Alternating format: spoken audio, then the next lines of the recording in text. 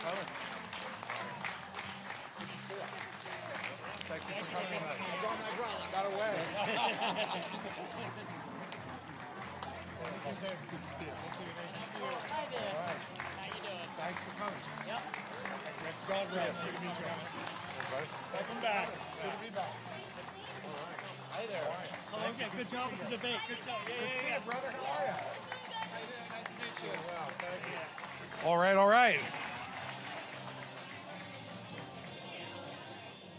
Thank you. Thank you for the warm welcome on a cold night. I feel like it's New Hampshire now. It's for sure.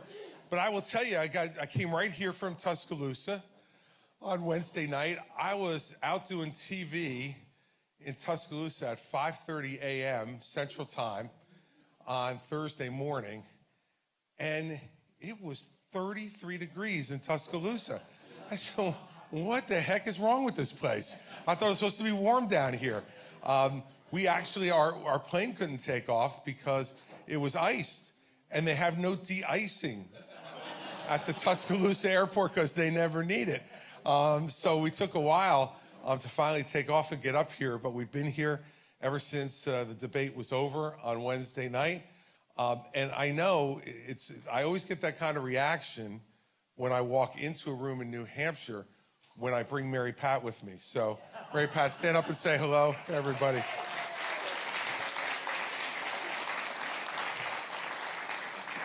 I told her 2 weeks ago when I came without her that I got introduced into the room and people started to clap and look around, and then as they were shaking my hand, they were looking behind me, and there was like an audible groan that she wasn't here. So I'm glad, and I think for the next 7 weeks, you'll probably see us both together most of the time when we're coming up here, and this is where we're gonna be spending our time. So a couple of things, and we're gonna, as we always do in these, we're gonna spend our time taking your questions, because I wanna know what's on your mind and what you're thinking and concerned about, and to give you those answers. I've spent the last day and a half doing a college tour here in New Hampshire. So why? A college tour because we have to get our college students engaged in voting. And the argument I've been making to them, and I was at Franklin Pierce and at Keene State, I was at New England College, and I was up at UNH today, and the argument I've been making to them is, I'm 61 years old. I mean, the decisions I would make as president affect their lives much more than it's going to affect mine. I know much more of my life is in the rearview mirror than through the windshield. And the decisions we make, the next president make, is going to affect them and their lives much more than it's going to affect my life. And so they should be involved in making that decision. And if you have the luxury of being a college student in New Hampshire, man, change your registration and vote up here. I don't care what of the other 49 states you're in, your vote is much more important here, much more impactful here than it would be any place else in the country. You're first, and first will make this field even smaller than it is now. And you'll probably get very few decisions to make in the later states. So you want to try to make this race different than what it is right now. This is the place to do it. So I know that a lot of folks from my party don't go to college campuses because they get nervous to go to college campuses. Let me tell you why I don't. Because I'm from New Jersey. I'm a Republican from New Jersey. I mean, I get nervous leaving the driveway as a Republican from New Jersey in the morning. So coming and going to a college campus is not that big a deal. And in fact, when I was yesterday at Keene, there was a guy sitting like right where you are, and young man, college student, he had on a MAGA hat and a t-shirt with Trump's mugshot on it. And so, and he's sitting there and he's not smiling or anything. And so third, I didn't want to go first to him, but third, I went to him. And he came up and he had a very good question about, he's studying to be a teacher, and he wants to teach social studies in high school.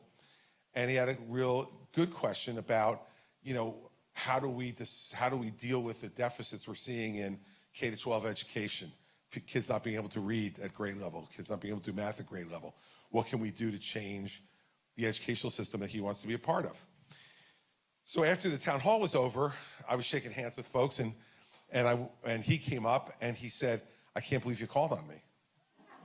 He said, "You know, I'm wearing this hat and I'm wearing this shirt, and I can't believe you called on me." And I said, "Look, you misunderstand something. I don't hate Trump voters. I was a Trump voter. I voted for Trump.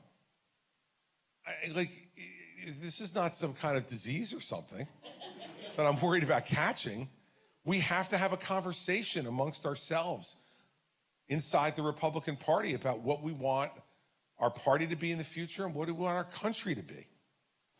And if we don't have that conversation with everybody, including a Trump voter who's at a town hall of mine, then what right do I have to be president? Because I want to be the president that brings this country together finally. The thing I see the most as I've traveled around, I've seen people's anger and their frustration, but more than anything else, I felt their exhaustion. This whole political scene exhausts them. And that exhaustion leads to one of two reactions: isolation, where they say, "To hell with it, I'm not going to be involved in it anymore, I don't care, I'm not going to vote, I'm not going to get involved." Or the exhaustion leads to despair. And both of those are emotions that are not good for our country. They're just not. But a lot of politicians see those emotions and they can feed off of them and play into it. And that's what Trump's doing. And that's what DeSantis is doing, in my opinion. You know, I want you to understand something. We talked about an issue Wednesday night about transgenderism.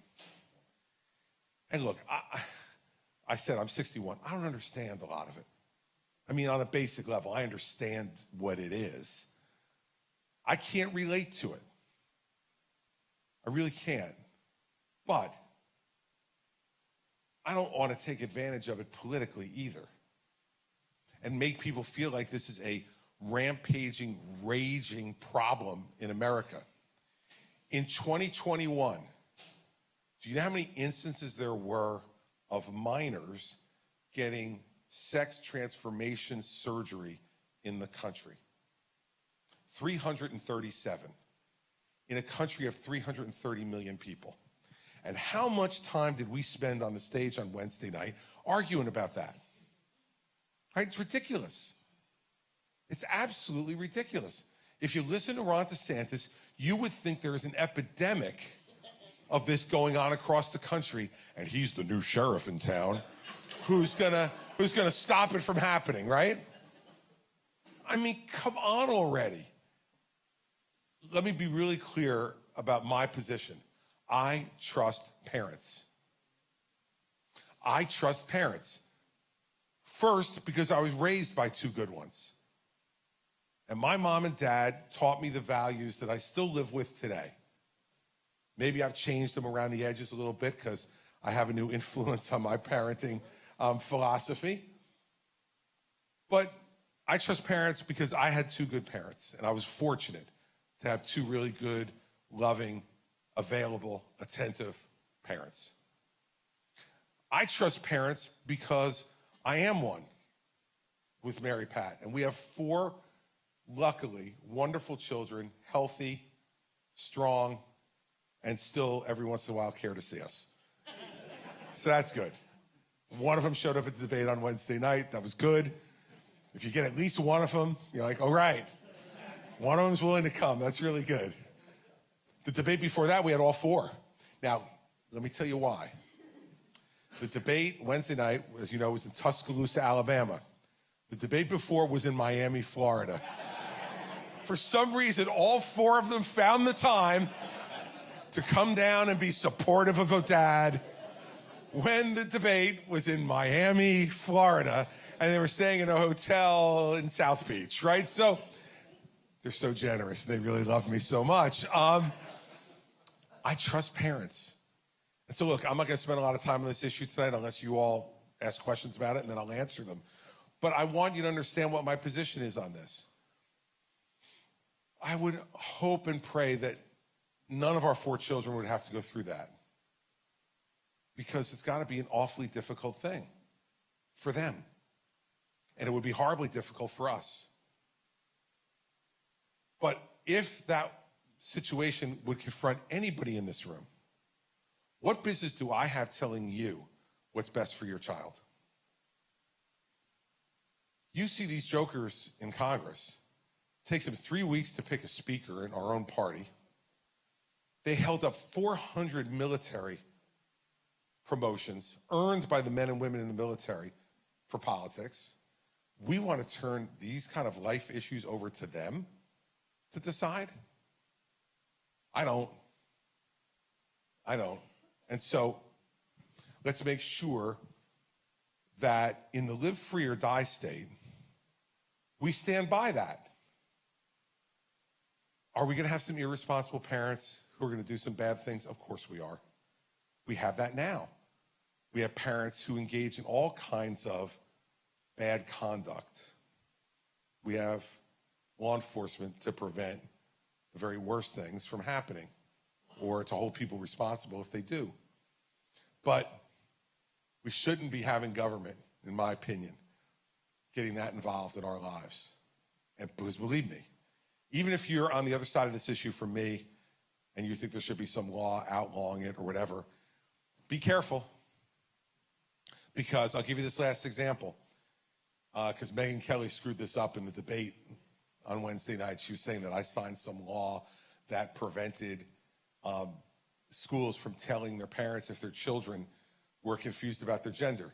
And I told her, that's wrong. I didn't sign that law. It was the next guy who signed that law.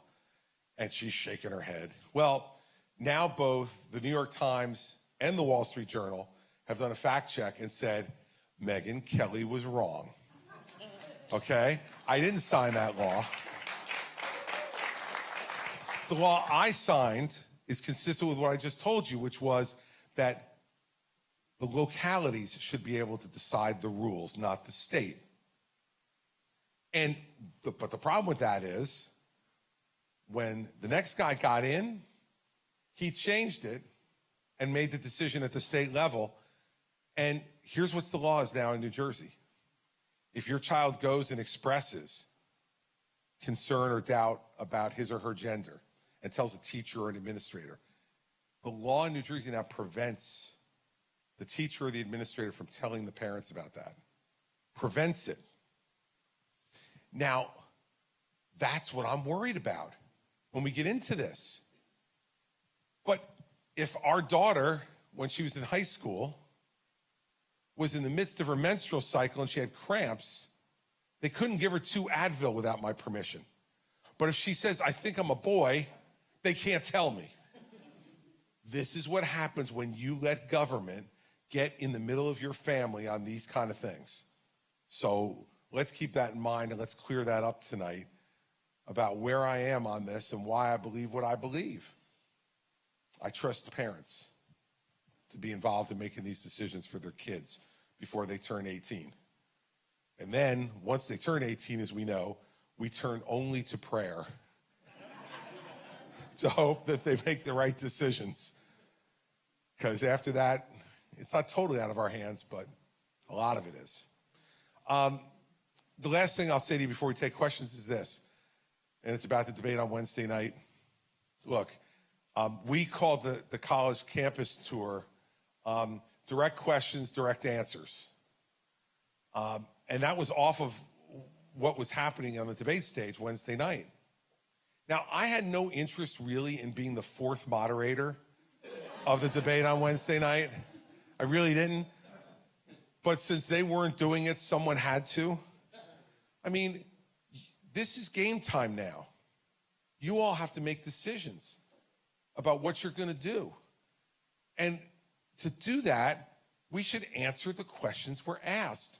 Now, I know they teach you in young politicians school that if you don't like the question, answer the one you like and ignore the one you were asked.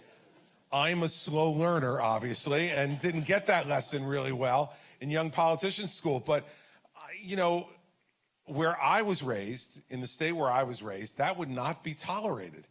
If you get asked a question and you try not to answer it, people yell at you, and then they smack you. And then it really starts to get interesting, right? So I think people need to answer the question that's asked.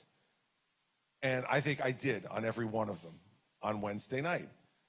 You know, if we had a plan that could rescue the hostages from Israel, especially those 8 Americans, would I send special forces in to do it? Yes, I would.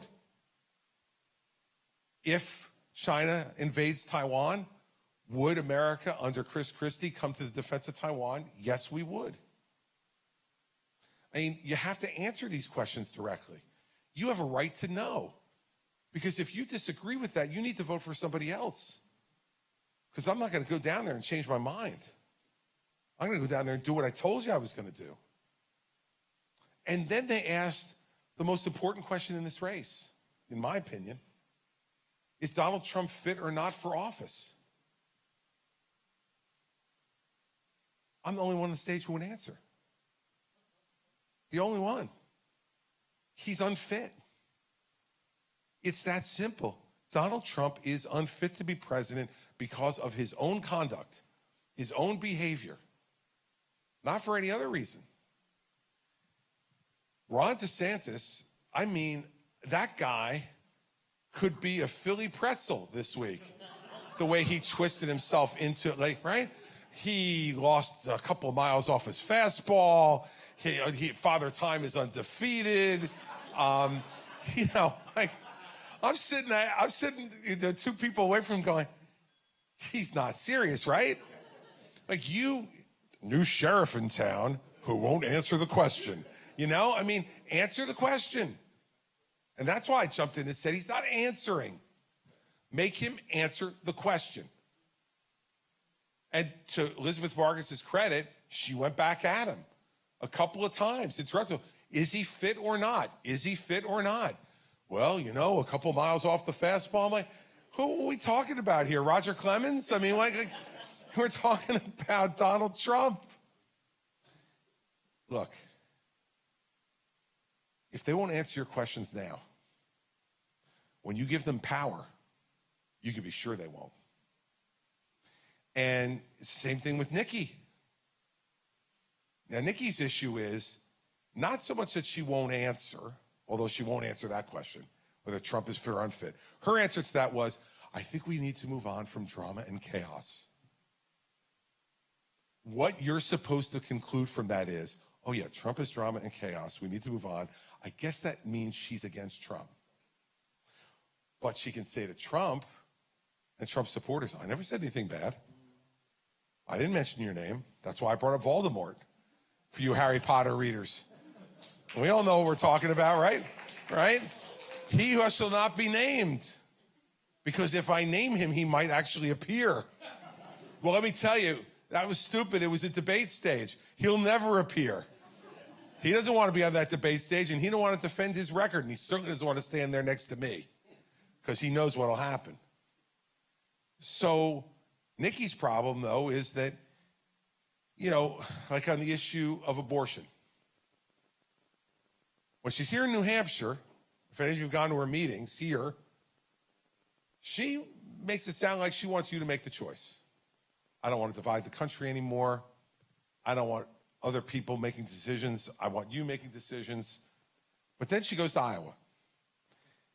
More conservative place than here, at a conservative forum in Iowa, and across from the guy who is the leader of the evangelical community politically in Iowa. And he presses her and keeps pressing her. And she finally says, yes, I would sign a 6-week ban on abortion. 6-week. Which one is it? You guys have a right to know. Let me be clear about where I am. I would not sign any national ban on abortion. And I'm pro-life. But the reason I wouldn't sign a national ban on abortion is because the people should decide this issue, not the politicians. Each state should be able to have their people decide what they want the law to be on this really emotional, difficult issue. It shouldn't be decided in Washington. For 50 years, conservatives said, this is unfair. It's being taken away from us by 9 judges in Washington, D.C. We should be able to make the decision for ourselves. So we actually finally win that fight after 50 years. And the Supreme Court says, fine, you decide. And now we got a bunch of people in our party who go, okay, now we'll decide here in Washington. Think about what that would be like just as a practical matter in Congress. If Congress made this decision, it could change every 2 years. You could have Nikki Haley as president in a Republican Congress, and they could pass a 6-week ban on abortion. So for 2 years, no abortion anywhere in this country after 6 weeks. Then the Democrats could take over Congress, and they could strike it down, and then I assume that President Haley would veto it. Then a new president comes in on the Democratic side, and they switch it back to abortion anytime. And that applies to the whole country. And then the Republicans come back in and it switches back. You cannot run a country that way on issues that are that emotional and that personal. You make the call. You make the call in your state. And look, some states will be in one place and some states will be in another. It'll be a patchwork across the country, but so what? In the end, if you feel like you have that in your hands and in your control, I would assume you trust that a heck of a lot more than you trust the people in Washington. And that's my position on it. And that's been my position my whole career, because I really believe in people making this decision on the stuff that's that personal and not politicians. So hopefully when Nikki comes back, she's in Iowa now, but hopefully when she comes back to New Hampshire, someone will ask her. We'll see what she says. But you know that I've been saying the same thing no matter where I am, whether it was Tuscaloosa, Alabama, or Miami, Florida, or here in New Hampshire. And I'm going to continue to. And I think that's what you want from a president. You're not going to agree with me on everything. I promise you that. You won't. But you will never, ever have to wonder where I am and what I believe. And then you can make a judgment based on that. And I think if we have that kind of leader in the White House, that's not only good for you, it's good for the rest of the world. People need to know where America stands. And with war in Ukraine and war in Israel, it's more important now than ever to have a president who's strong and resolute and says what he means and means what he says and acts on it. That's the kind of president, if you give me the chance, that I'll be. So now we're going to go to your questions. Whatever you want, raise up your hand. Look, this is not like some of the other town halls you may have gone to in New Hampshire where my staff comes out beforehand, interviews you, and sees who has the friendliest question and then goes and hands you the microphone. The guy with the MAGA hat is a perfect example of that from yesterday at Keene. So just raise your hand. Someone will come to you with the microphone, only because we're live streaming the event tonight at chrischristie.com. So there's lots of people who are at home in other places around the country who are watching it. And when you don't use a microphone, they can't hear you. And we've gotten those email complaints from folks saying, like, I can't hear the question. And so we don't want to get people aggravated. So let's go to the gentleman right in the back there, and she's going to bring you, he's right there. And she's going to bring you a microphone. I'll get to you, don't worry. Yes, Governor. My name is Dave Quigley from Milford, New Hampshire. Welcome, Dave. Thank you very much. Thanks for doing this. The question I have for you is, in terms of entitlements, Nikki Haley has been pretty straightforward with her position on it, Medicare, Social Security. How does your position on it, how is it different or is it the same? It's pretty much the same from what I can tell. Nikki and I were the two people who I thought talked about it in a pretty straightforward way in the debate in Miami. I think we both have, I've been a little more specific than her, but I think we're both moving in the same direction, which is Social Security is going to be broke in 10 years. And if we get to that point and do nothing, there will be an automatic 24% cut in benefits for every Social Security recipient. And there will be an elimination of certain coverages for Medicare recipients. So we're at a real crisis point here in terms of doing it. So we have to do something, and we have to do something significant. Here's what I would do. First, I would increase the retirement age for people in their 30s and 40s. You can't do it for people in their 50s or 60s. They don't have enough time to adjust to a change in retirement age. But people in their 30s and 40s do. And that will add years to the system because those people, and the reason to do it, and it's not only that we can't afford it, but it's also because those folks are living longer. Remember when Social Security was set up, by the tables, life expectancy for men was 63 years old. And retirement was at 62 for Social Security. So it was a great deal for the government. You paid them the entire time you worked. You could be eligible to collect at 62, and then most people on average died at 63, and that was the end of that, right? Now, life expectancy for men is at a little over 81, and for women is 83. So now you have a system that has to support people for over 20 years on average. And we can't do that anymore. We just can't. Reagan raised the retirement age a bit back in the early 80s, and that sustained the system for 40 years. We need to do the same thing again, have a 40-year solution. Second, I think we have to means test Social Security. And let me be really specific about what that would entail.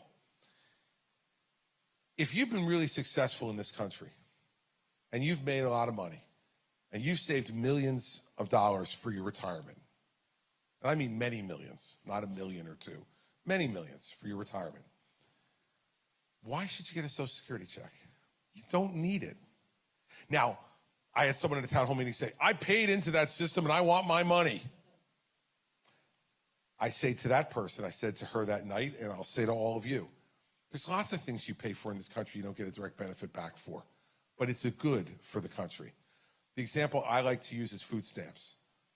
Now, my wife and I are lucky. We've never had to use food stamps. But there are lots of families in this country that have moments when they need to.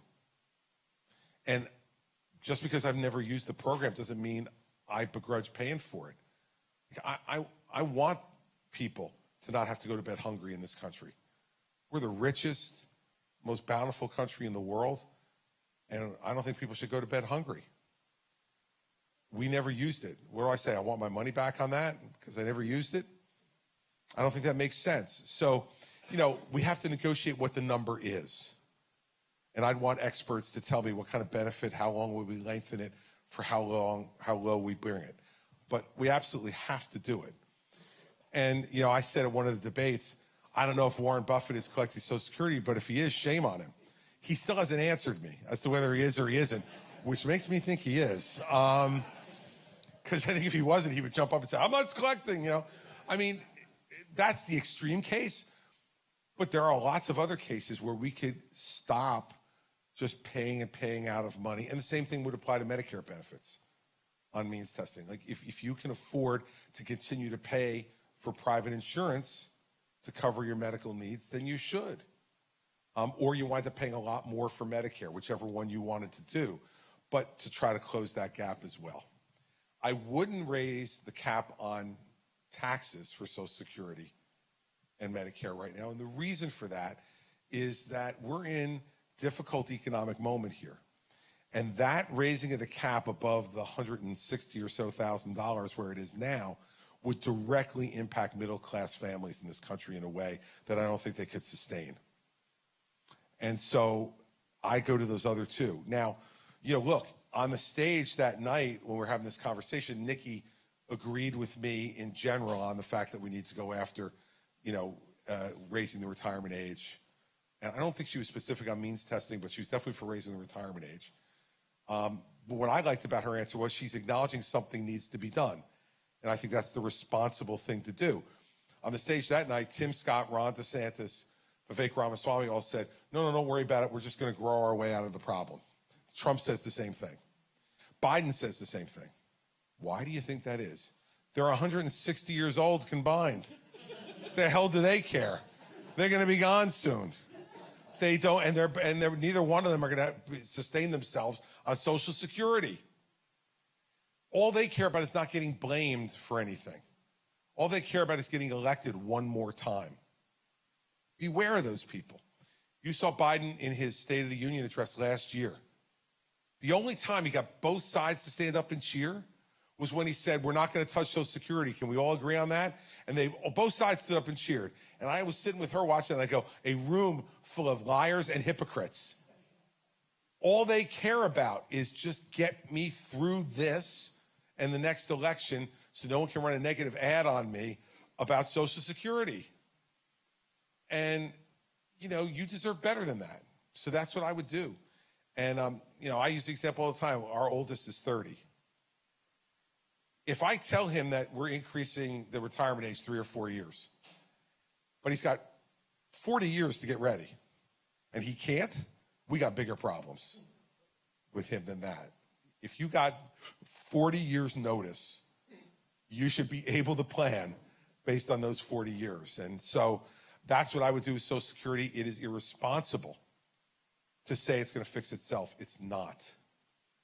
It's not. And I understand Trump's going to be up here next week. He won't take any questions. But if he did, that should be question one, because it is irresponsible. And think about if you have friends or family members who live on Social Security and really need it. Imagine if 25% of that benefit went away like that. They'd have to choose between rent and heat and food. They'd have to. And some of them can't survive on what they're getting right now in Social Security. Imagine if 25% of it went away. So it's irresponsible to do it. You can't wait. The next president's going to have to deal with it.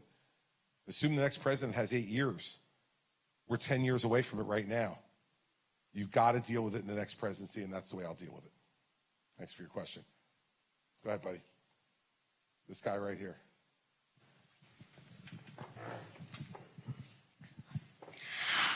I've seen Nikki Haley 4 times. How many times you seen me? First, this What the first hell are you doing? I seen Doug Burgum last week. Okay, wait a second. You see Doug Burgum, Yep. who's now out of the race, and it's the first time you're seeing me? I can't believe I called on you. Go All right. ahead. Go And ahead. I'm- Ask your question. And I'm gonna see Vivek Ramaswamy the December 10th, and Donald Trump the 16th. Okay. So my question is, I'm gonna ask them the same exact question. The question is, what are your plans for president? It's a good question. And you'll get to ask every one of them that question, probably except for Donald Trump, because he doesn't take questions. But all the rest of them have answered you, and I'm going to answer you now. Look, first thing that we need to do, that I would do as president, is sign an executive order to send the National Guard to the border. Our Customs and Border Patrol officers at the southern border are overwhelmed. They're overwhelmed by 200,000 illegal entries a month of people trying to get into the country. There's not enough of them to control it. So we need to send National Guard down there to help them.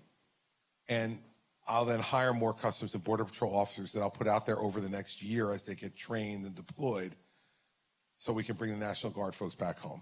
So that's one of the things I do on day one.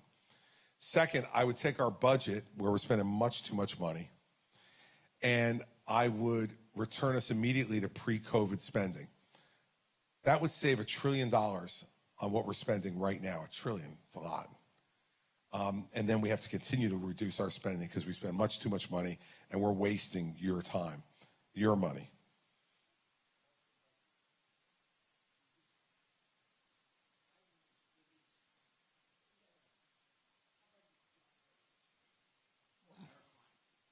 Yeah.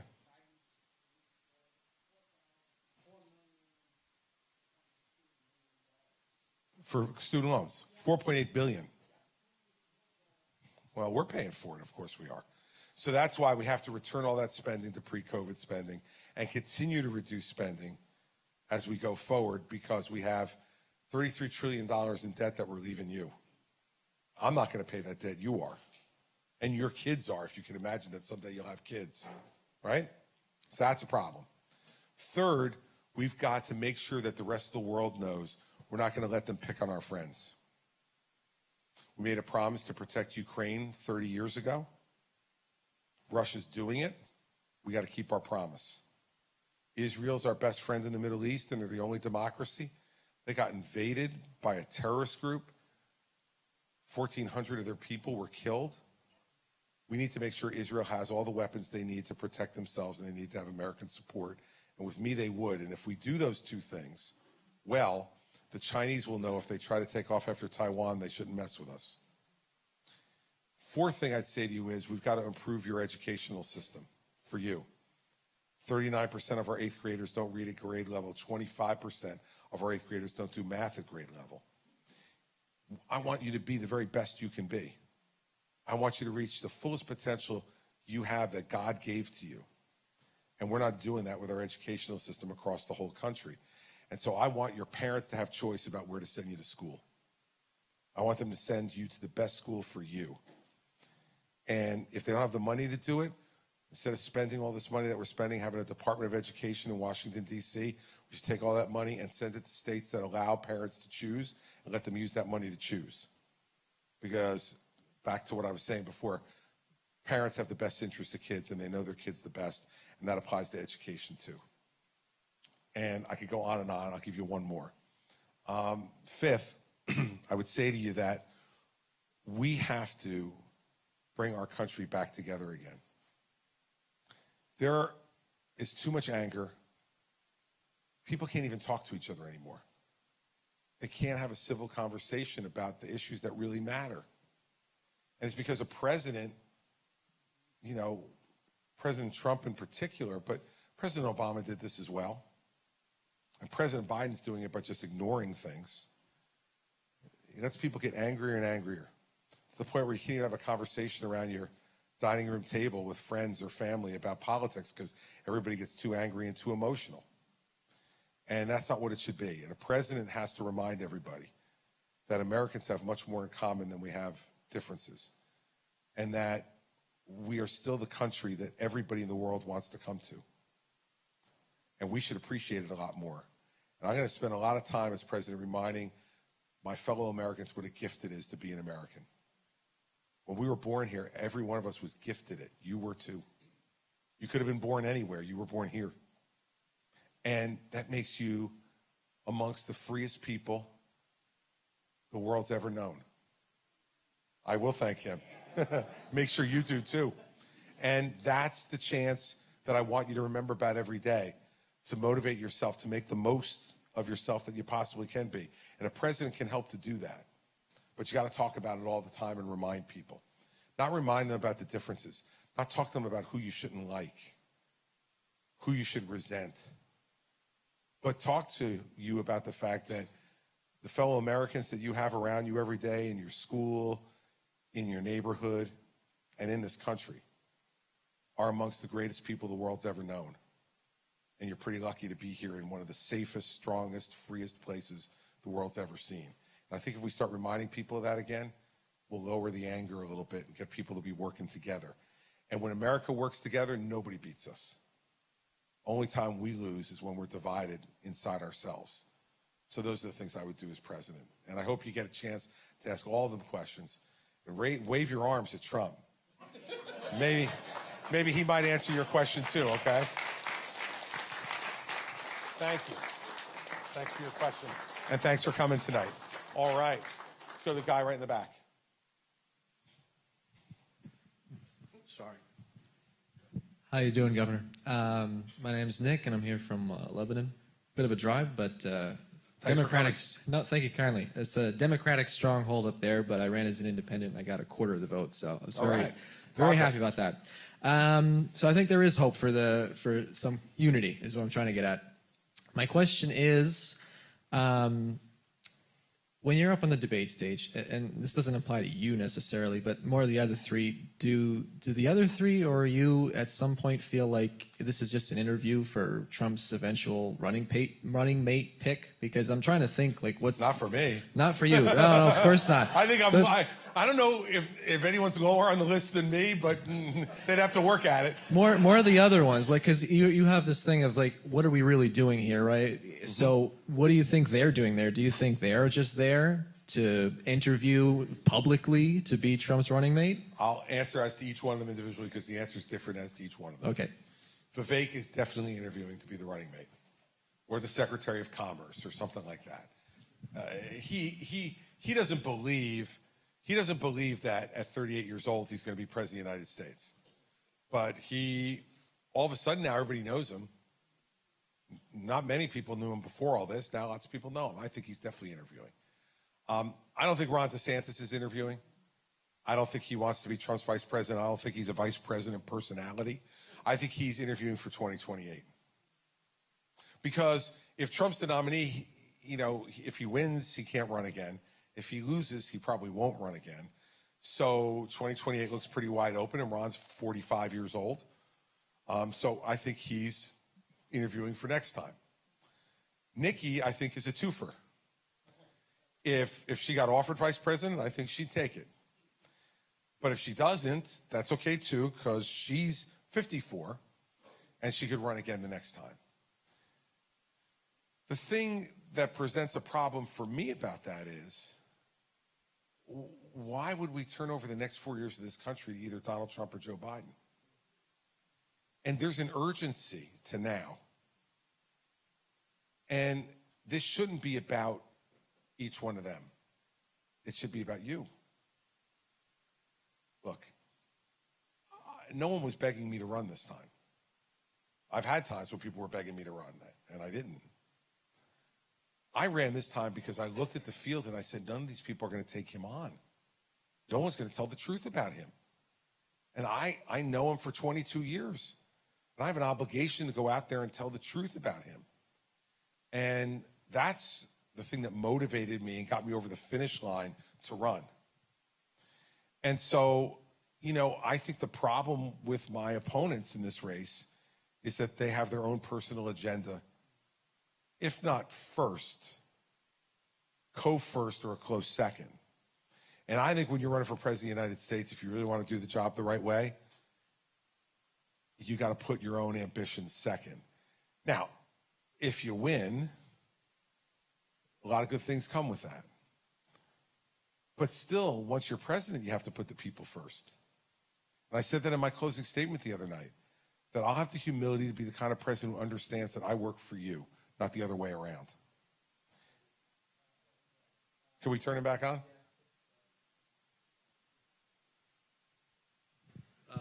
Very briefly, I have a friend in New Jersey who's watching the live stream, a fellow Seton Hall graduate named Ian. I told him he says hi from New Jersey. All right. Shout out to the live stream, Ian. Very good. You did your job. In the back, sir. I know you're here to hear our difficulties, our challenges. And after you leave here, and if you become president, I don't know if it's going to make a difference, but I'm going to tell you my story, what I'm dealing with. My wife, we've been married for 39 years. I met her when she was 22 years old. Wonderful, wonderful woman. She's a civil engineer, and I work law enforcement, and I raised 4 children. One's a doctor, one made it as far as a COO, and the other 2 college graduate. And I have a boat, nice cars, big house, and I'm an artist, and we added a studio to my house so I could paint. So 7 years ago, she was, at age of 55, she was diagnosed with Alzheimer's, and I hope I can get through this. And that was a big nightmare. And then, of course, we navigated through COVID. That was another nightmare. But the worst one I didn't expect was dealing with the government and Medicaid. And I know we talked about Medicare earlier. Medicaid is incredible. And you're dealing with the state, and you're dealing with an agency that is walled up behind a fortress. You don't ever talk to anybody. They have so many firewalls. All they do is send you letters saying, this is our decision, this is not our decision. So the only way you get to talk to somebody is if you hire a lawyer.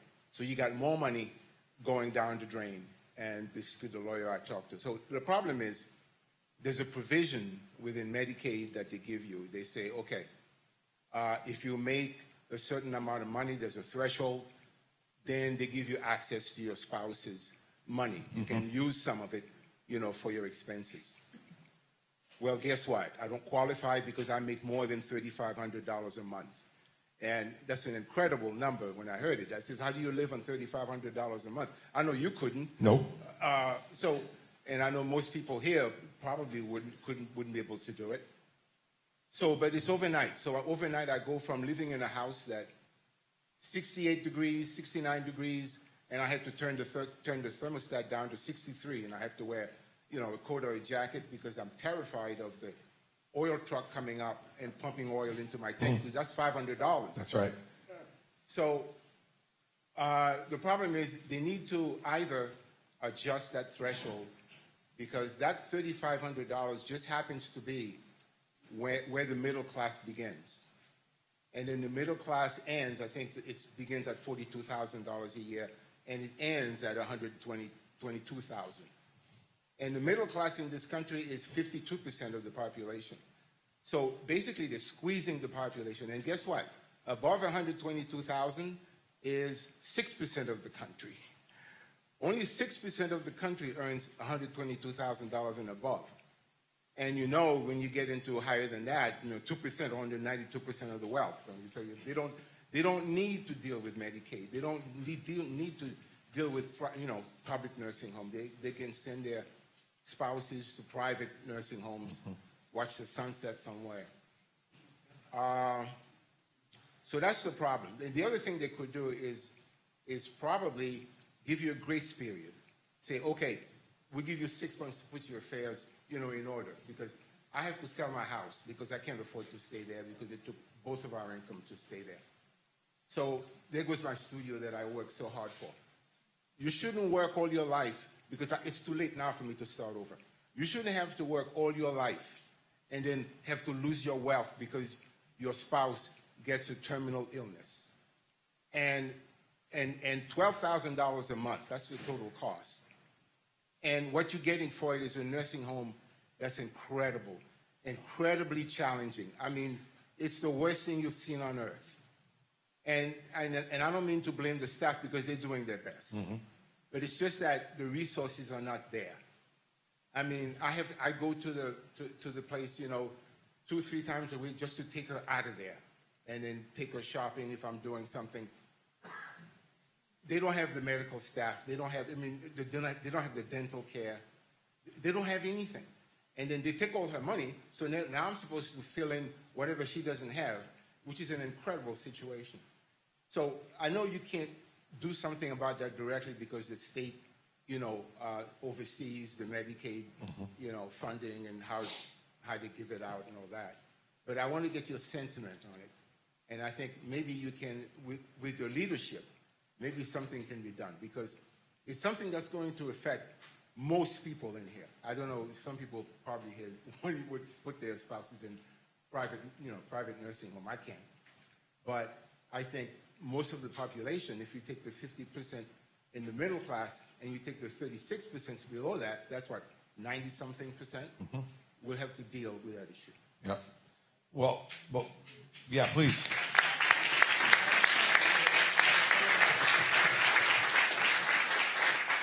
So a couple of things. The first thing is that you're right on Medicaid that the state controls half of it.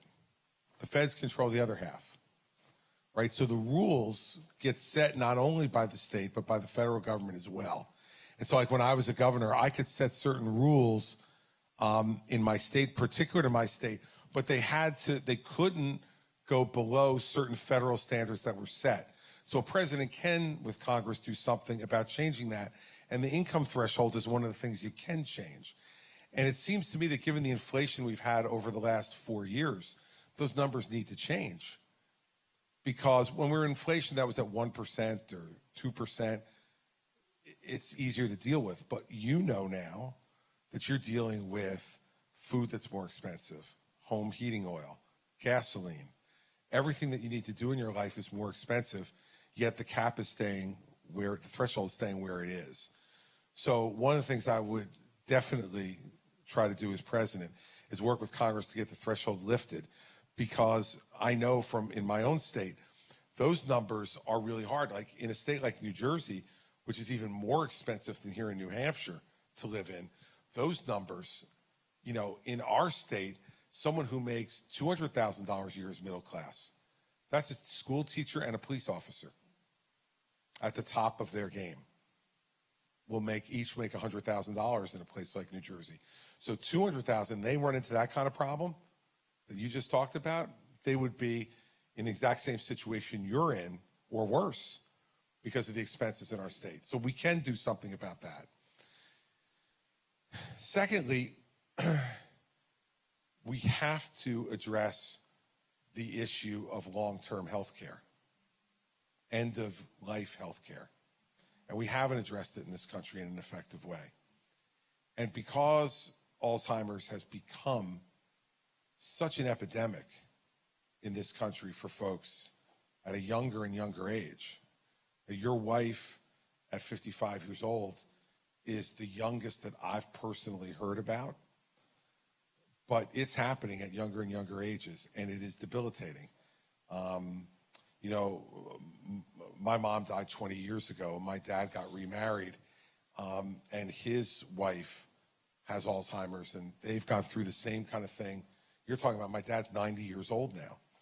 And for a long time, he didn't have her go to a nursing home because of all those problems. And he was taking care of himself. And you know, because I'm sure you went through a period of that, I thought it was going to kill him because it's 24 hours a day. And he wasn't eating himself. He wasn't taking care of himself. And he was doing all that out of love for her. And I said, you know, there comes a point here, Dad, where you have to take care of yourself now too, because, you know, she doesn't even, at that point, she didn't know who he was or oftentimes where she was. And it was breaking his heart on top of killing him physically. And you've lived that. We need to address this problem in our country because it's not going to get better. It's only going to get worse. And so as we look at programs like Medicaid and Medicare, we have to reconfigure some of this for dealing with long-term care. Because if we don't, we're going to have situations like this. And ultimately, the government winds up paying something anyway. But in the meantime, what we do is we wreck the lives of the survivors. And so you're dealing with, and like I said, I can relate to this personally with my dad. Excuse me for a sec.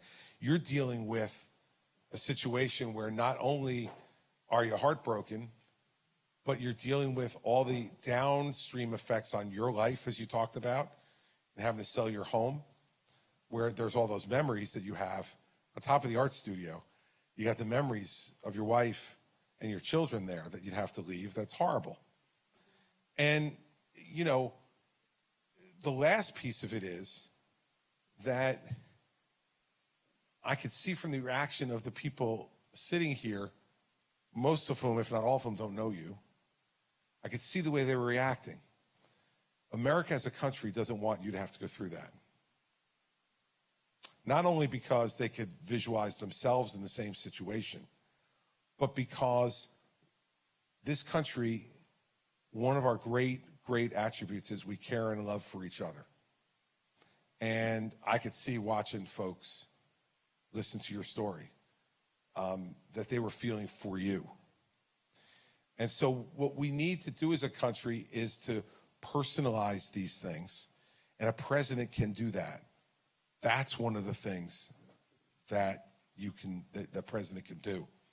So what I think, you know, one of the contributions you can make is, if I win this thing, I want you to help me to tell the story, right? Because I could say it a lot of times, and hopefully I'll say it well, so I can convince people of the changes we need to make, but nothing is as powerful as listening to you get through that. And it's absolutely true. And so what I'll say to you is that having watched my dad go through it and now watching you, it's not something that I'll ever forget. And so we got to make some changes to that because our country is changing. We can't remain static. Our health needs are changing. And as I mentioned before in the response to your question on Social Security, if people are going to live, it happened to your wife tragically very young. It happens typically the older you get. And if we're going to have a society that our healthcare system and pharmaceuticals allow everyone to live longer, we're going to have to deal with these end-of-life issues much more acutely.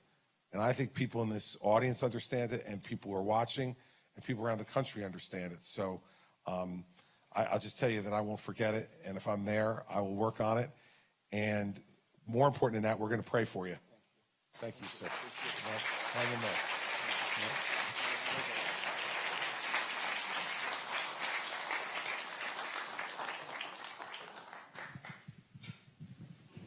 Governor, thank you. I don't know how I can follow that. Yeah, that's hard. Yes. When you become president, or if you become president, there are many, many problems that you'll have to solve, big and small. Okay. And one of the problems I haven't heard a lot about, we talk about cyber. There are bad actors in other countries who are running organized call centers who are scamming American citizens out of billions of dollars. You mean that Nigerian thing isn't real? No, it's not real. I know.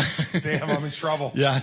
And a lot of times it's at the elderly, senior citizens who are losing their entire life savings.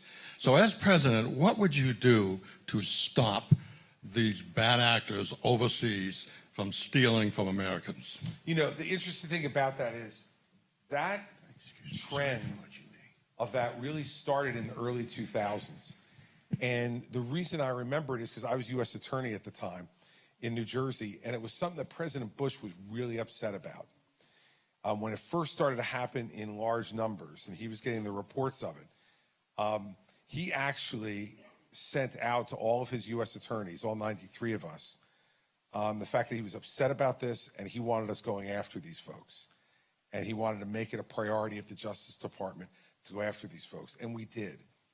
And I probably did, I want to say it was 40 or 50 of these cases just in my office of these folks. And we're able to reach them most of the time because they usually set up domestic bank accounts to take the money before they take it offshore.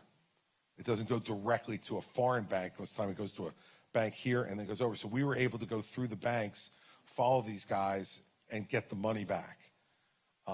So it can be done.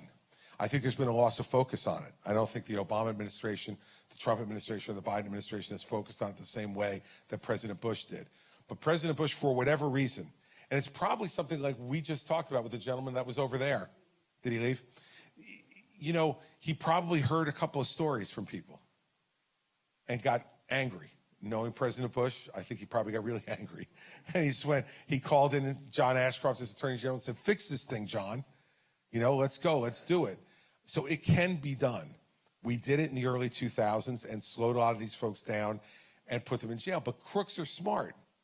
When you stop enforcing, they go back to doing what they were doing before. When the risk to being arrested is low, they go in there and do it. When the risk is high, they move on to something else.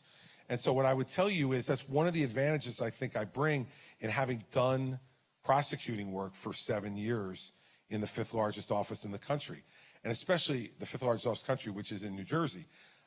We have great crime in New Jersey. I mean, we really do. We have such great criminals in New Jersey. And in fact, our criminals in New Jersey are so great they make TV shows about them, right? We have really great criminals in New Jersey. And what it showed me was what you can do if you are focused on fighting it. Prosecutors can make an enormous difference in this country in those quality of life crimes that you're talking about. So you can be sure that someone who did those cases himself, on his to-do list for my Attorney General will be to crack down on that, because I saw it can be done. We did a good job of it across in a unified way. The FBI set up special task forces to give us the investigative tools that we needed to do it. We used the Department of Treasury, the Secret Service. They don't just do protecting the president. The other part of their job was financial crimes. So we used Secret Service and we used the FBI to investigate and give us the information we needed to be able to prosecute. So it would be a priority for me because I saw that it worked. And I also got, in a couple of instances, to actually have the people who had gotten stolen from in and able to return their money to them. And when you have that experience even once, to see the look on the face of a senior who had $70,000, $80,000, $90,000. The one I remember was it was $90,000. It was a 83-year-old woman. And when we called her to ask her to come to the office, she thought she was getting bad news. And we slid a check across to her and said, we seized the money back and we got it. And she just burst into tears at the table, and she said, now I don't have to sell my house. When you see that, you know, those moments in government come few and far between. And when you see it, you don't ever forget it. So that's what we would do. Yes, right back there. Thank you so much for spending the evening with us here. Thank you. And what a great setting. Yes. What a gorgeous place. So you've been very successful at making really good decisions throughout your life, becoming governor. If you were to teach all of us here a couple of points on how to make better decisions, what would you say to us? That's a heavy burden. I mentioned earlier that, like, I think I've become the person I am in large measure because of my parents. And I would tell you one of the lessons that both my parents taught me, my mother said it, but my father reinforced it, was my mother used to say to me all the time, Christopher, be yourself, because then tomorrow you're not going to have to try to remember who you pretended to be yesterday. And it was a great line from my mother, and it really made me remember my whole life about that. So first thing in decision making is be true to yourself. Like, don't try to be something that you're not and let your decisions be driven that way. Understand who you are and make decisions that are consistent with who you are. And sometimes they'll be popular and sometimes they won't. And sometimes they'll be right and sometimes they'll turn out to be wrong. But you need to be true to yourself. Second, I would say take a breath.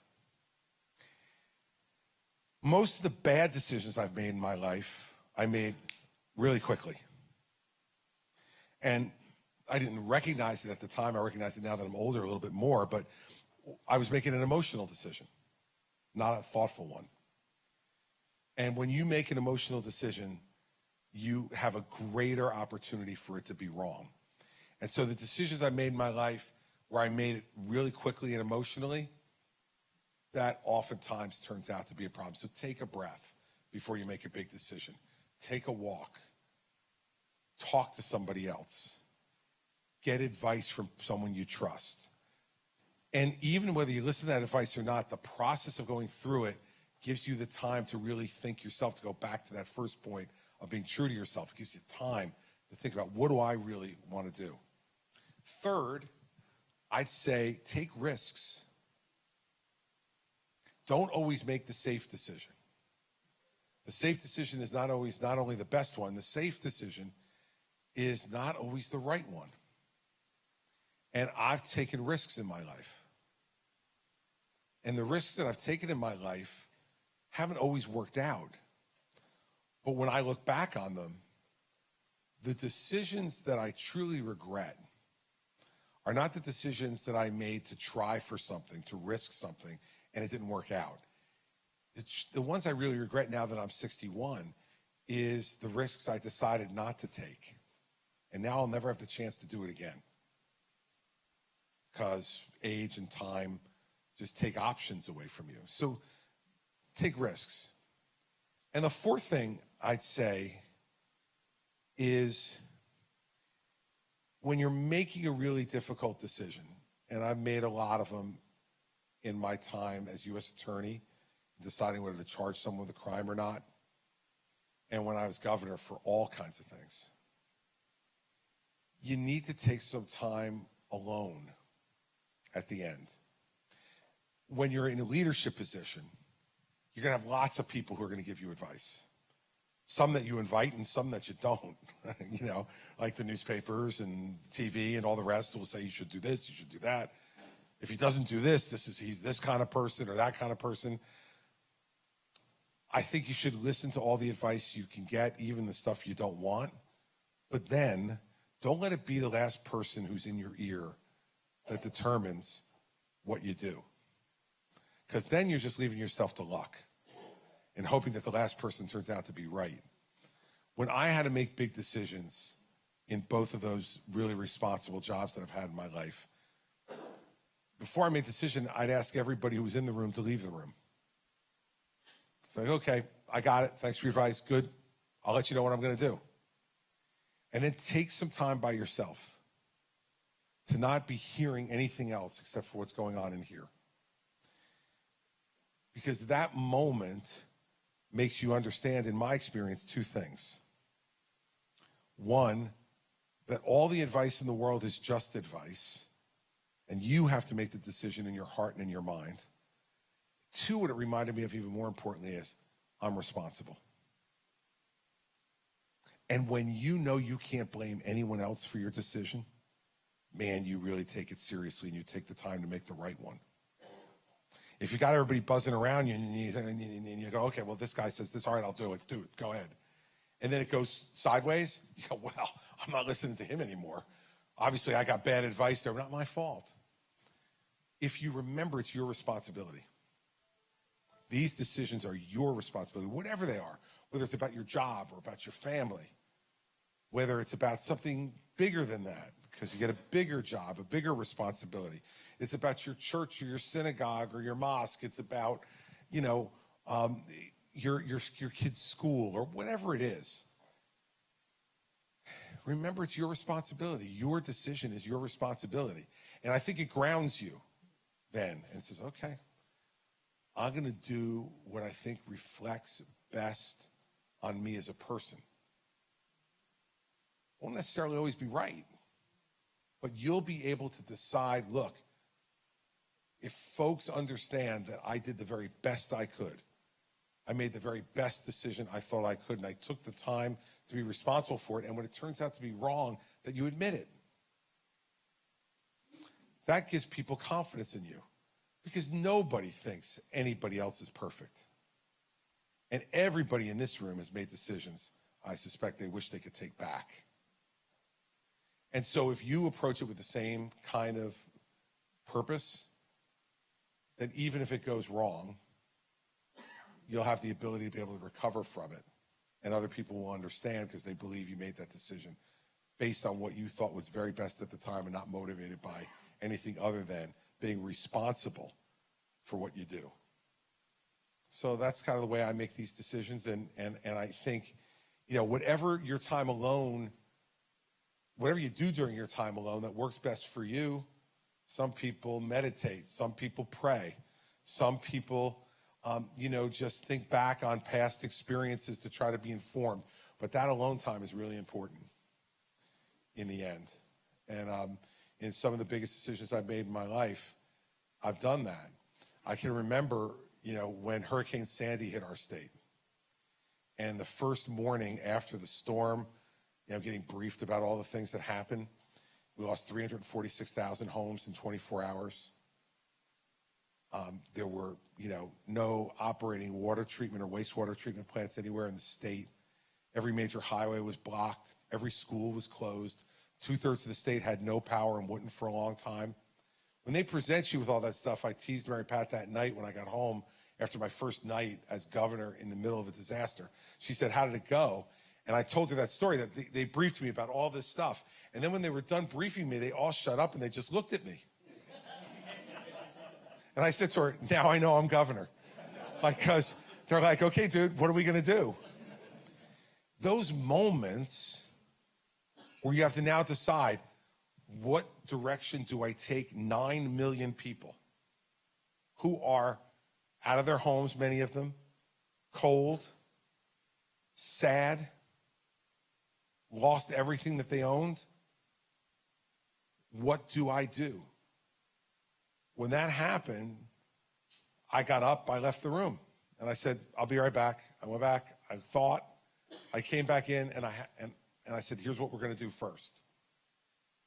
A lot of those decisions turned out to be right. Some turned out to be wrong, but all of them were considered really carefully, and that's the way I deal with it. Thanks. It's a good question. Well, Becky, you mentioned about the gentleman was asking the questions about the, different crimes going on and things. Okay, as being head of the executive for the federal government, Yep. There's a judicial branch that you must deal with that enforces the laws that are made for this country. So I just want a little bit about your opinion on the judicial branch in Do you the mean country. the Department of Justice, or you mean the judges? Which ones, or both? Both. Okay. Yep. Where's it going? Because, you know, there's an awful lot of crime that goes on, and you arrest people, criminals, and then they're back out on the street. Right. Well, let's talk about a few things. We have a crime problem in this country right now because people aren't doing their job. Prosecutors are deciding they're social workers and not prosecutors. If I'm president of the United States, prosecutors will prosecute. That's their job. That's what I did when I was a prosecutor. That's your job. Your job is not to be a social worker. We got social workers. But when you commit crimes and you're a prosecutor, your job is to determine what are the facts. Do the facts prove beyond a reasonable doubt that the person committed the crime? If they do, you charge them, you try them, and you send them to jail if the jury finds them guilty. And that's your job, and that's it. And all across major cities in this country right now, prosecutors are getting elected who think they're social workers. And that's why you have the crime in New York and Chicago and San Francisco and Los Angeles that you're seeing right now, because criminals get it. They're going to the places where they're going to get cut a break. So what I would do as president is I would tell my attorney general, in the states with those high crime rates, we send FBI and the U.S. attorney's offices in there, and they prosecute the street crime. And we got plenty of room in federal jails to put these folks who are committing these street crimes in jail if the locals won't. And I'll embarrass them into doing it, because that's your job. And no one is calling it to task on this. And this is one of the things where Biden has been the biggest failure, is he has allowed there to be unrest and disorder in our streets. You see people just going in to stores and just clearing off the shelves and walking out. And there are no ramifications for it. You see businesses in our major cities just closing because it's cheaper for them to close than to stay open because they're being robbed. And what's going to happen, and is happening right now, is something that's bad too, and it's going to be vigilante justice. I saw a video the other day of someone going into what appeared to me to be a Korean bodega in one of the cities, and a guy went in there and took a garbage can and was just taking stuff off the shelves and dumping it in the garbage can to walk out. And he turned his back at one point, and one of the owners of the bodega had a bat, and he just started beating the guy. You saw it, right? He started beating the guy senseless, right? Well, that's not the kind of world we want to live in either, right? Where, like, you got people thinking that they have to do it and can do it. And if you're a prosecutor, what do you do with that guy? Like, you're really not supposed to be beating people senseless with a bat. That's against the law. But he's getting robbed, and we didn't do anything to stop it. And the guy's losing his business and his livelihood. Someone was stealing my livelihood, I'd beat him with a bat too, right? So, you know, that's why on that piece of it, there has to be clear law and order. And since I'm the only person on the stage who's ever done it, you can count on the fact that not only am I sensitive to it and will pay attention to it, but I know how to do it and when it's being done the right way. And that's what I'm going to insist happens when I'm president. And I think on the bigger issue, the broader issue of judges, here's what I learned as governor. Now, in New Jersey, the governor appoints all of the judges. All of them. There's no elections of judges. No one else gets to appoint judges. I got to appoint all of them. Senate has to confirm them, but I get to appoint all of them. Let me tell you what happens with judges. When someone wants to be a judge, they love you. You're the greatest leader they've ever met in their life, and it would be just an honor to serve. And when I get there, I am never, ever, ever, ever, ever going to forget, Governor, I'm going to act the way you think judges should act. And then they get confirmed. And they get lifetime tenure. And then they believe that their appointment was a virginal birth. Politics? What politics was involved in any of this? You are who again? I'm the guy who appointed you. I don't remember you. And quite frankly, it's inappropriate for you to be talking to me about this, Governor, because I'm now a judge. That happens. So what you need to do, and what I would do in picking judges, is not believe anything they tell me. and just look at what they've done. Appoint people based on what they've done in their lives and their careers, and count on the fact that 90% of the time, that's the way they'll act when they get there. And don't, because I listen to some of this stuff, and she'll tell you, like, we go crazy about some of the people, we'll see them at Christmas parties now, whatever, who couldn't leave us alone, couldn't stop ringing the phone, couldn't stop sending people my way to get me to appoint them. And now we see them at a Christmas party, and they're like, can you move out of the way? I need to get to the bar, right? Like, no, I'm the guy who actually made your career right here, me. Oh, yes, I kind of vaguely remember you. So you can't count on what people will tell you during this process. We need to appoint judges who have a proven record of doing the right thing in their life. But I'm talking about if I was president as a federal judge, the federal judges that I appoint, right? I can't worry about each state because I can't do anything, as you rightly point out. But as the president, I will appoint a lot of judges on the federal level, both trial judges, circuit court judges who do the appeals, and the United States Supreme Court. And I will apply those same standards to all three levels. Show me what you've done, and then I'll decide whether you're worthy or not of my support, not what you're telling me, because I lived that one. I believed it. And I got burned a bunch of times by some people who got there and kind of went a totally different direction. So, yeah, that's one of the challenges for sure. But on the crime issue in our streets, the FBI and U.S. attorneys are going in there, and they're going to clean up the streets and enforce the laws until these state folks get their heads back about them and understand that the first job of any government is to protect the safety and the property of the people you serve. And they've forgotten that. Yes, sir. Thank you, Governor. My name is Andrew Moore. I'm from Tamworth, New Hampshire. My father, he's a small business owner in Massachusetts. He owns his own auto mechanic shop.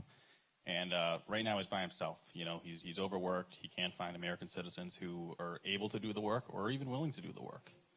But on a consistent basis, he has undocumented immigrants coming to him who have the knowledge and are the willing to do the work. Okay, but he can't hire them, even though he wants to. He can't afford to put his business at risk. And I think regardless of where you are, whether you're on the left or on the right, there's an understanding that the immigration system in the United States is broken, right? So as president, what plans, I guess, do you have in order to make it better?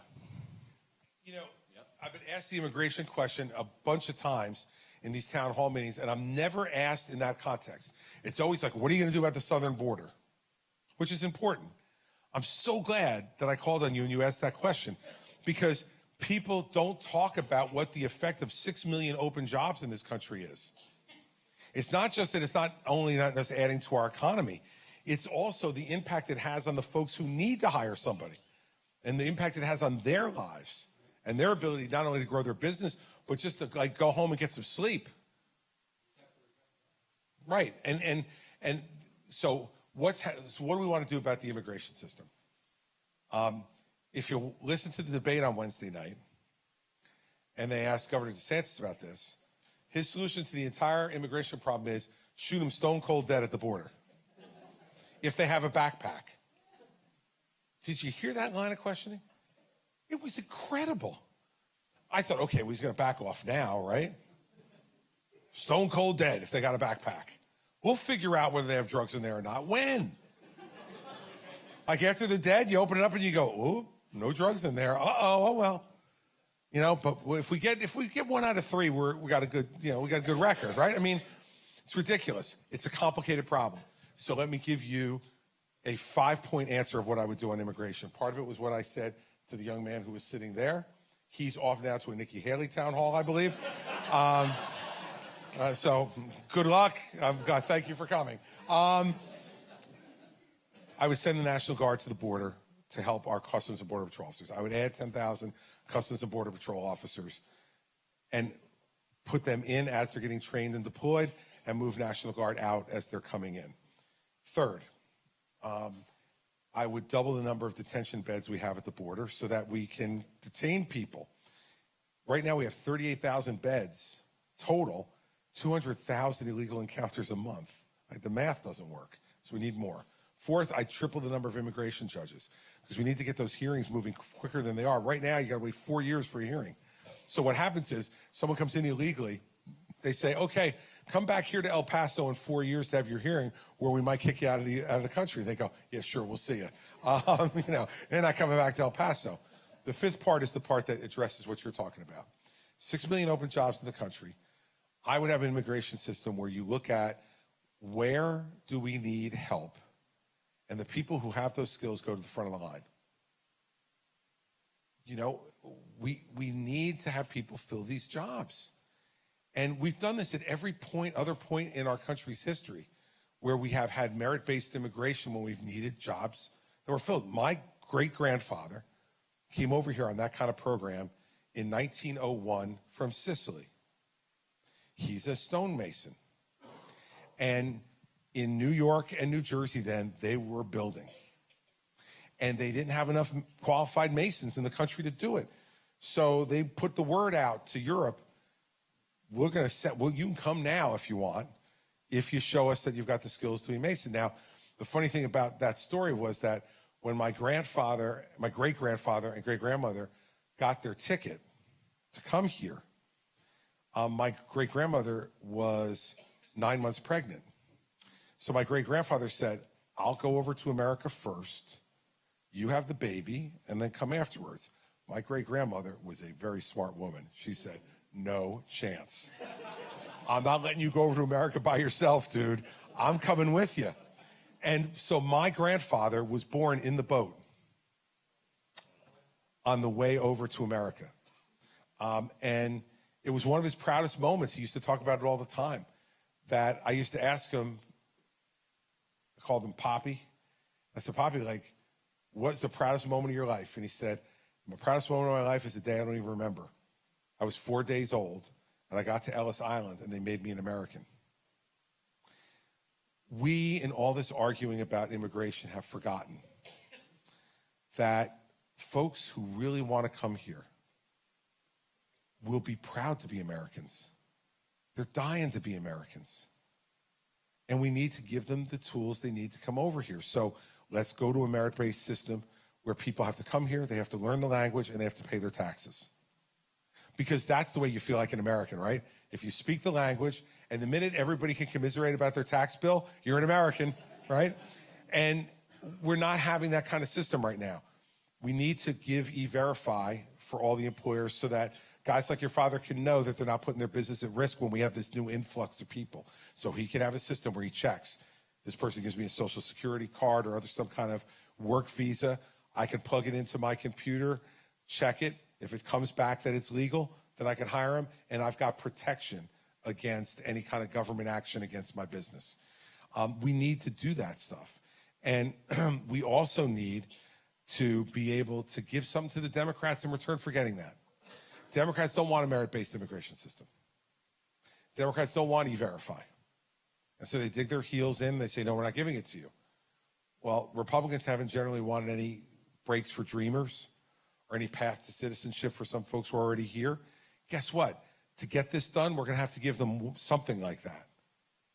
And you need a president who's willing to make the deal. Everybody's afraid because it's going to be unpopular in some quarters. But you know who it'll be popular with? Folks like your father, who are now going to be able to hire somebody who's competent, qualified, and ready to work so that he can go home every once in a while and sleep and not have to worry about turning down jobs or closing his business down. And we haven't had those kind of changes to the immigration system in 40 years. But Reagan did it in the early 80s. It wasn't perfect, but it was better than what we had. And it lasted us for a good 20, 25 years until the problems started to crop up again. And Reagan made that deal with Tip O'Neill. We need to have a president again who's not afraid to make a deal with the other side on something that's difficult and to compromise. It's not a dirty word. But in today's politics, compromise has become a dirty word. We can't have it because it leads to the things that you're talking about, real life effects on real people. And so I'd be willing to make those compromises because it would get something good for the country in return. It's something that I agree with philosophically as well, which is merit-based immigration and E-Verify to be able to protect small business owners from being hurt by hiring people that are illegal and that have the government come after them and fine them and do all the other things that would really hurt their business. I learned this because I had a Democratic legislature for 8 years in New Jersey, right? So if I didn't make deals, I would have just sat there and, played cards for 8 years, right? I mean, it wouldn't have anything to do. You've got to figure out how to forge that compromise, and it's hard work, but it's what you get paid for, and that's what we would do. So take that back to your father and tell him. Okay, it's a little bit after 8, so I can take 2 more questions. I'm going to go to you now. Now, this is your second town hall and your second question, but you look ready. Are you ready? All right, let's go. So, How many town halls have you been to? I've only been to one. All right, good. And this is your second to mine, right? Yes. Yes, all right. Let's go.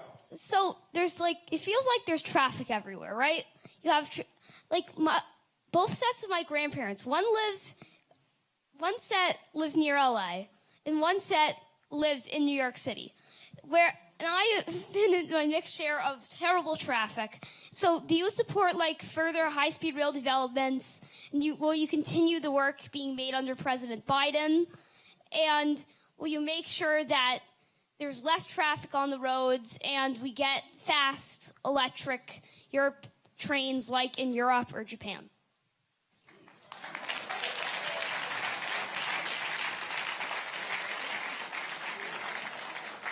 Ladies and gentlemen, I'd like you to meet the next Secretary of Transportation.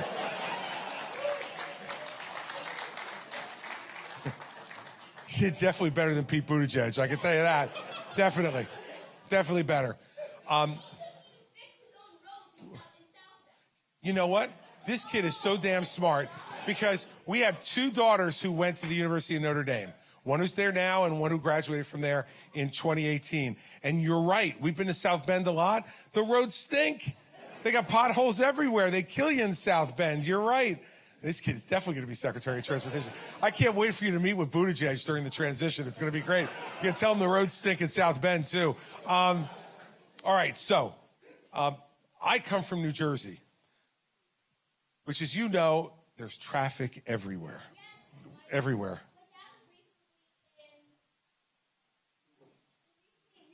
Oh, yeah. Yeah. Mm-hmm. Meeting was? Yeah. Hackensack, yeah, it stinks. Yeah, I agree with you. All right, so let me answer your question. On rail, yes. In fact, I worked really hard when I was governor to make sure that we had a new tunnel system between New York and New Jersey for train traffic, that we build a second tunnel because the train traffic's too slow between New York and New Jersey. And by the way, those tunnels are used for the trains coming from Boston all the way to Washington, D.C., and it's the most traveled train track in the United States. So we need to do that. Now, I wouldn't put high-speed rail everywhere.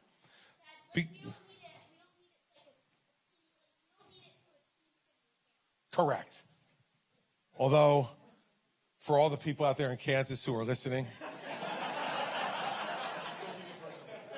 that was his position, not mine.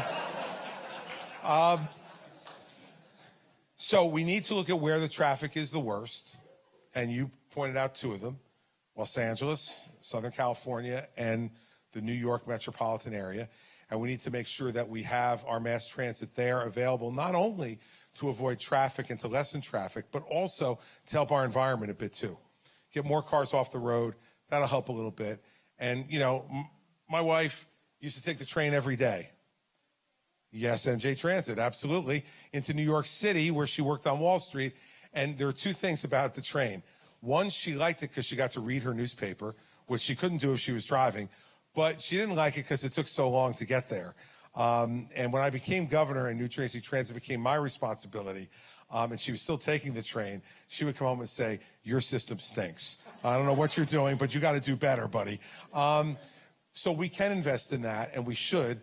But we also, in other parts of the country, have to make sure that our bridges, our tunnels, and our airports get modernized. And now they've passed a bill to spend a lot of money to do that. Mr. Buttigieg, your predecessor, has not done a great job in getting that money out the door and getting things built, but we need to modernize. When I travel overseas, like recently when I went to Israel, I stopped in Dubai first because no one was flying directly into Israel for obvious reasons. So we went to Dubai first. You look at the airport in Dubai, it makes almost any airport in America look ancient. We're not investing enough in those things. And for people who have to travel for work or want to travel for pleasure, we need to have better airports, better roads, bridges, and tunnels in addition to high-speed rail in the places where there's really heavy congestion for traffic. So yeah, I support that. I supported it when I was governor. I supported the bipartisan infrastructure bill, not because I thought it was perfect, but I thought it was better than not doing anything. And I wish that Mr. Buttigieg would start getting the money out there so we could actually start seeing some of the results of that vote that people made to fund it. But you knocked me out, man. I'm going to be in Londonderry next Wednesday, so come back. You could be on a third one. All right, so I can take one more question. Let me go to the guy in the back right there.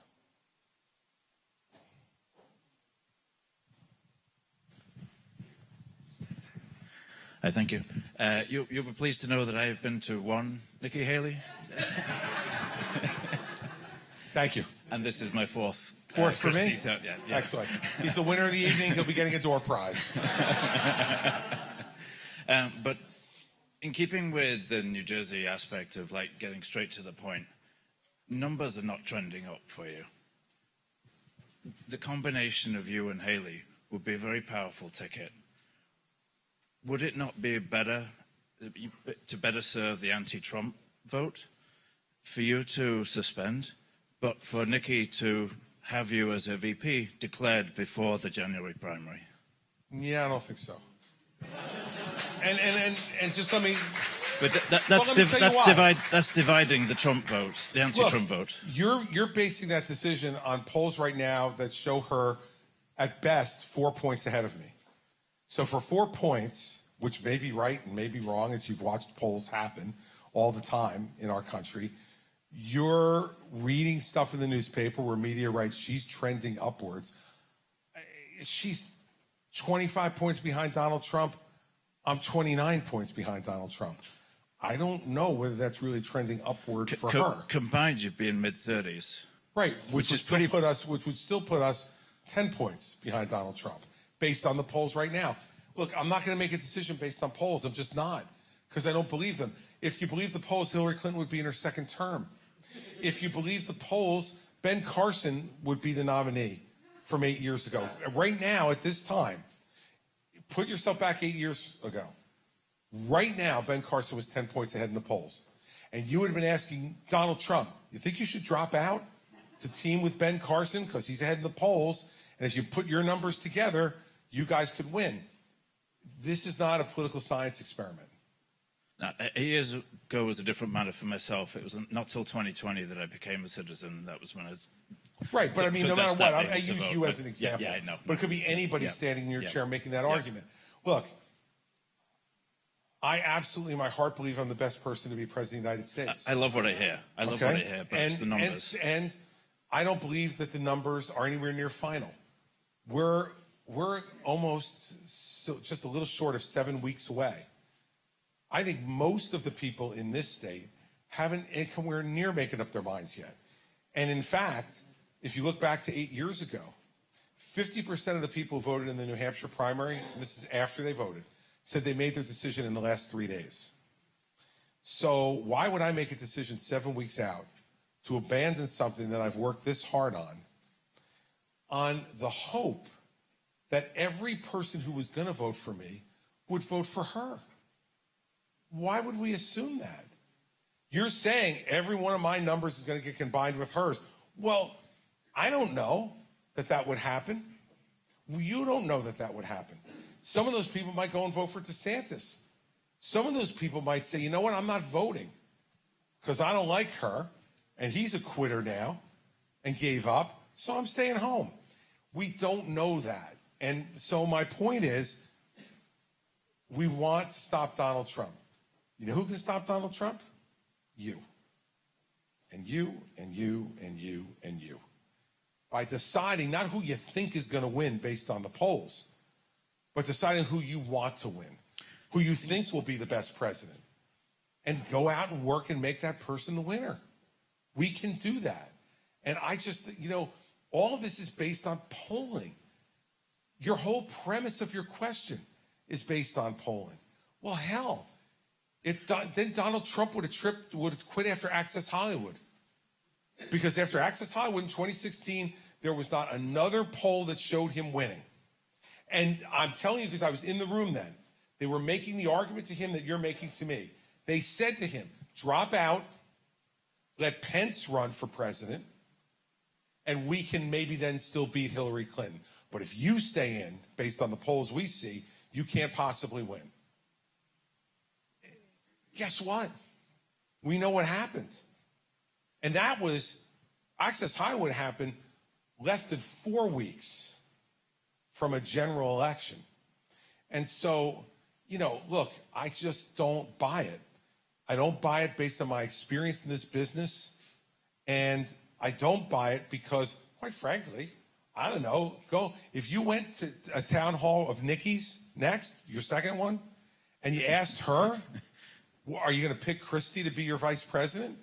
Or would you accept vice president for Christie? She'd give you the same answer I'm giving you. I'm confident of it. I haven't asked her, but I'm confident that Nikki would say she thinks she should be president, and she would also say she wouldn't commit to making me vice president. Sure. Right? So I understand the sentiment of it, and I understand that media drives it, because I had an interview before I came in here, with a media member who was like, well, what do you think about maybe just dropping out and supporting Nikki? Like, no. My answer is no. And Omar, stand up and take credit from CNN. It's the guy who asked me that question. Thank you, Omar. But look, here's the thing. I would have more inclination to do that if Nikki would speak out against Trump. But she doesn't. Fair enough. Okay? So what confidence do I have, should I have, that if I pitch this and got in league with her, that she would stand up and finally stand up and say he's unfit? So that's her next step. I have no confidence. Well, you're going to be waiting a long time for that one, because she's playing for 2028, man, I'm telling you. All right, she's playing for 28. And she doesn't want any of the people who are supporting Trump right now to be angry with her. So if I say nothing, they won't be as angry as they are at Christie, because they're angry at Christie because he's actually saying something, right? If you're worried about people being angry with you, you have no business, in my opinion, running for president. And I'll tell you one thing Trump's not worried about. He's not worried about who people are angry with him, is he? He says whatever the hell he wants to say, however he wants to say it, and nobody's going to him and saying, you've been an incredibly divisive figure in this country. More than half of the people in this country don't even like you. Why don't you drop out, Donald, and spare the country from another one of these fights? If you were standing here and you asked him that question, exactly what he'd say. We need to have someone who, and I said this the other night at the debate, the reason I'm the only person who can beat Trump is because I'm the only person trying to beat Trump. All the rest of them are trying for something else. I'm not running for first loser. And DeSantis and Haley are running for first loser. That's what they're running for. I'm running for president of the United States. Thank you. Thank you.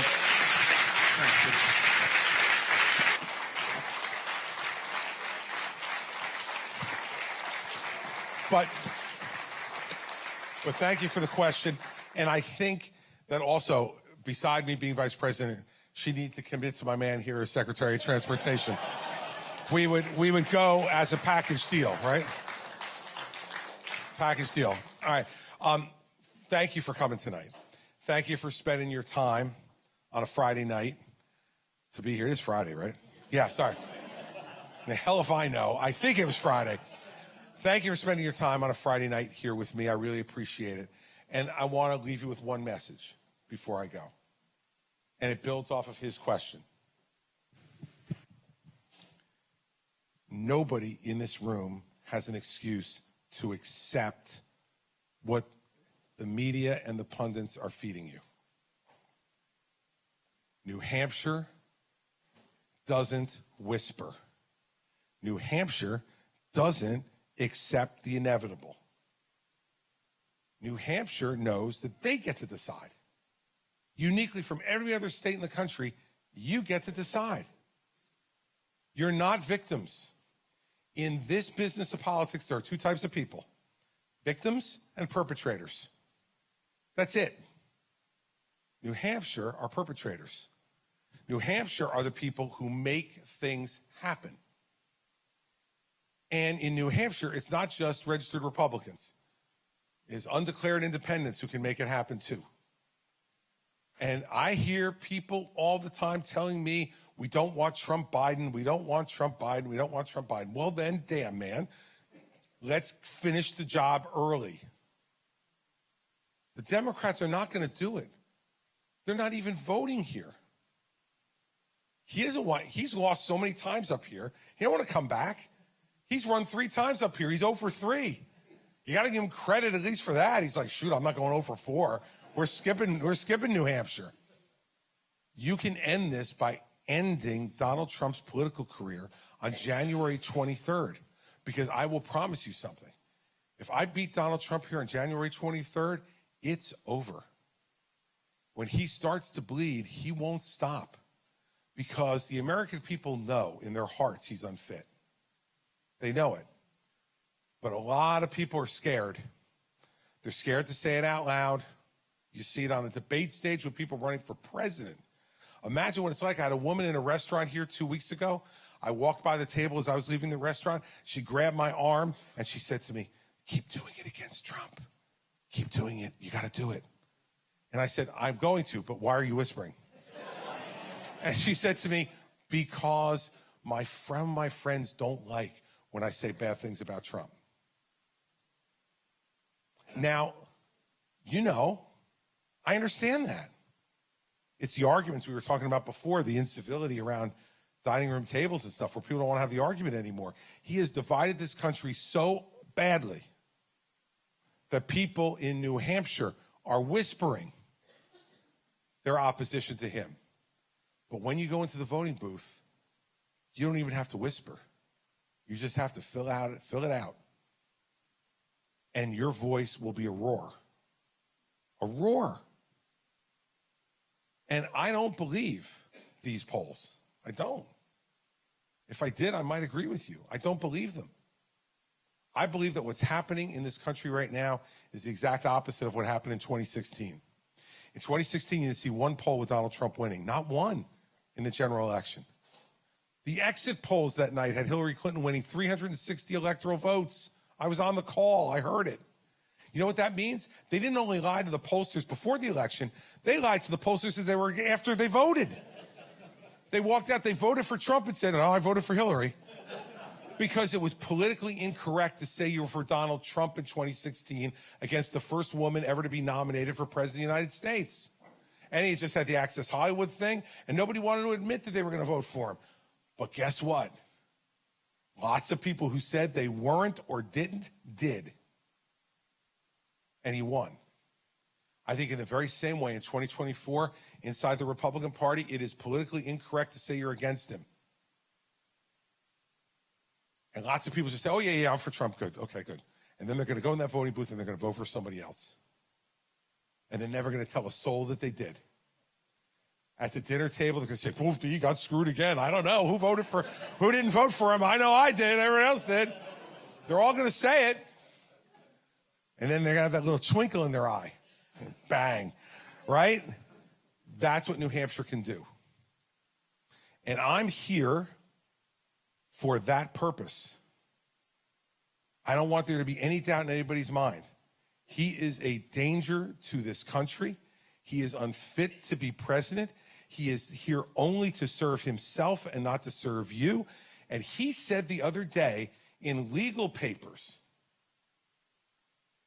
that the President of the United States does not have the obligation to support the Constitution. He said that the oath says, preserve, protect, and defend, not support. And let me tell you something. He believes it. And he will act that way. And if that doesn't chill your blood as an American, I don't know what will. And it's not me making it up, and it's not some soundbite. You go on the internet and look for it. His lawyers said it in legal papers on his behalf. The president does not admit he has an obligation to support the Constitution. Well, let me tell you something. I am not going to stand by or give in to somebody like that. And when I took off after him on Wednesday on the debate stage and no one else would, my gift today is for him posting on Truth Social about me again. And what a loser I am and how awful I am. Man, I know I'm making ground. I know I'm making ground. Because he always tells you this. And believe him when he tells you this.